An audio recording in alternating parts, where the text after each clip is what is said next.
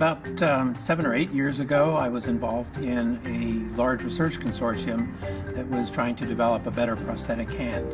And they realized that prosthetic hands needed tactile sensing, and we realized that there were no tactile sensors that were really suitable. So SynTouch's mission really is to provide machine touch. That is, both the sensors and the ways to use that information to make intelligent decisions about the world, about objects in it, and how to handle them. My name is Vikram Pandit, and I'm an undergraduate student at USC. I'm a congenital unilateral amputee, which is a fancy way of saying I was born with one hand. The way Vikram uses his hand is just a wonderful justification of the whole biomimetic design strategy, because he used it in ways we never dreamed of. When I got here, I did a series of experiments about how the biotech could benefit a prosthetic user. The most useful thing that we could do right now was something called contact detection in the biotachs. When the two biotachs on opposing fingers make a certain amount of pressure on any object, the hand would just stop. The first time I had used it, we had ordered sushi, so we had little Chinese, foldable, pliant boxes, and I kind of just picked it up and started using it. Our electrical engineer came back into the room. He was like, "Oh, Vic, did you even know that you're already using the hand?" And I was like, "Oh, it works." I think the biggest hurdle was finding a way to combine the mechanical properties of fingertips with the sensing. That involves everybody sitting around and saying, okay, what do we want this product to do? What are the constraints? What things do we want to make better? There's always challenges, so you have to come up with innovative ways to solve those challenges. And SOLIDWORKS allows me to do that. We've started using 3D drawing packages, I think, the day after they were invented.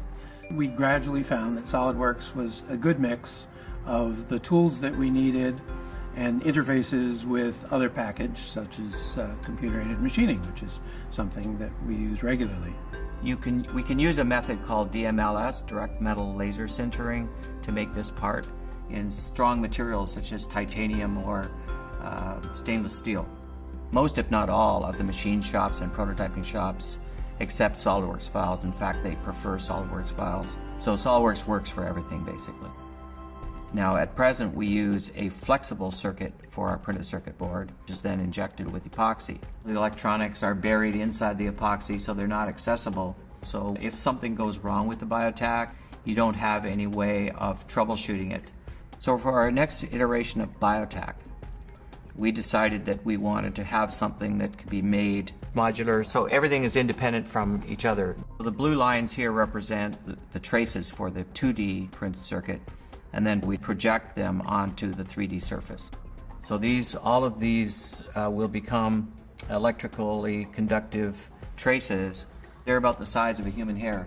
There's not very many software programs that could do it, other than SOLIDWORKS. I wouldn't truly consider it a hand until you don't ever have to think about it.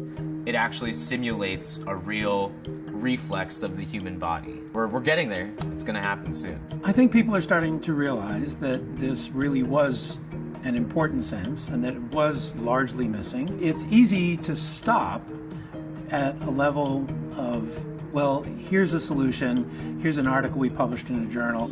Sooner or later, if it's actually going to do good for a real patient, someone has to take the idea and the technology and make it a product that's available commercially. And in the case of SynTouch, that's what we decided we had to do ourselves.